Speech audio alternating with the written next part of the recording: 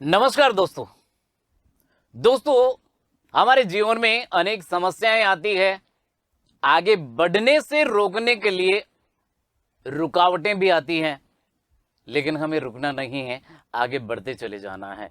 क्योंकि किसी ने कहा है, गिरते हैं सहसवार मैदान जंग में, गिरते हैं सहसवार मैदान जंग में, वो तिप्त क्या गिरेंगे जो घुटनों के बल चला करते हैं। जी हाँ, बिल्कुल ठीक कहा है।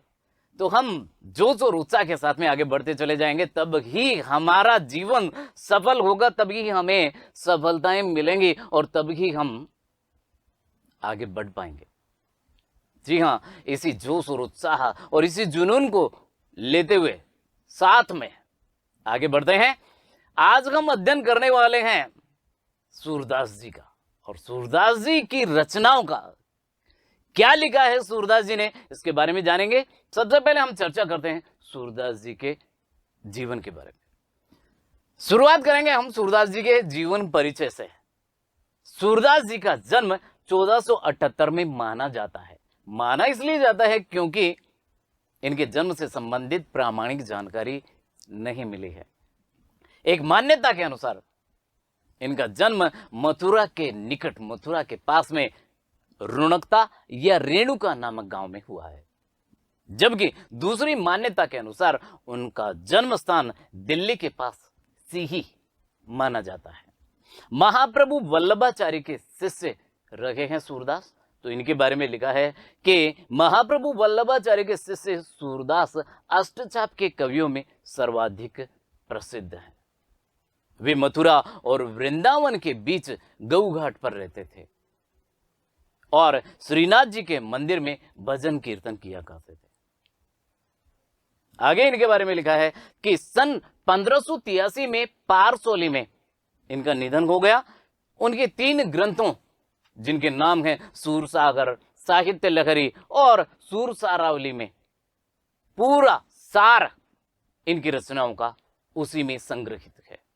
तो 3 रचनाओं में इनकी रचनाओं का संग्रह लिया गया है।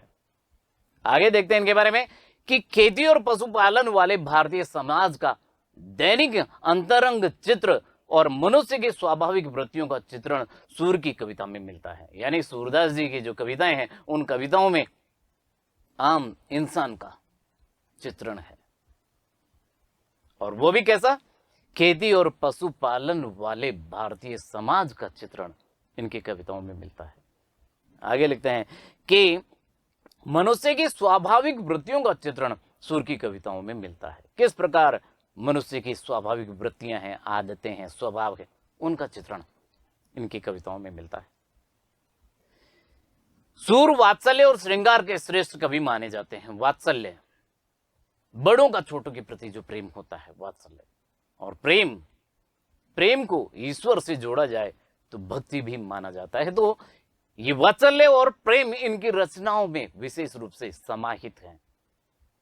आगे लिखते हैं इनके बारे में कि कृष्ण और गोपियों का प्रेम सहज मानवीय प्रेम की प्रतिष्ठा करता है। जी हाँ, यदि हम प्रेम का किसी से उदाहरण देते हैं तो भगवान श्री कृष्ण का गोपियों के प्रति जो प्रेम है, उसका नाम सबसे पहले आता है, और उसी का चित्रण इन्होंने बखूबी किया है।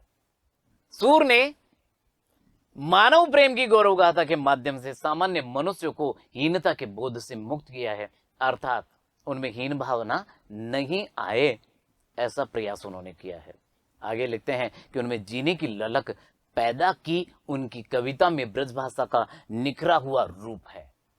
यानी ब्रजभाषा का निखरा हुआ रूप इनकी कविताओं में सहज ही देखने को मिलता है। वह चली आ रही लोकगीतों की परंपरा का ही श्रेष्ठ कड़ी है। चली आ रही लोक गीतों की परंपरा की ही श्रेष्ठ कड़ी है। यानी उस समय, जिस समय सूरदास जी ने रचनाएं की, तो उस समय लोक गीतों की जो परंपराएं चली आ रही थी, उन्हीं का निर्वाह इन्होंने किया है अपनी रचनाओं में।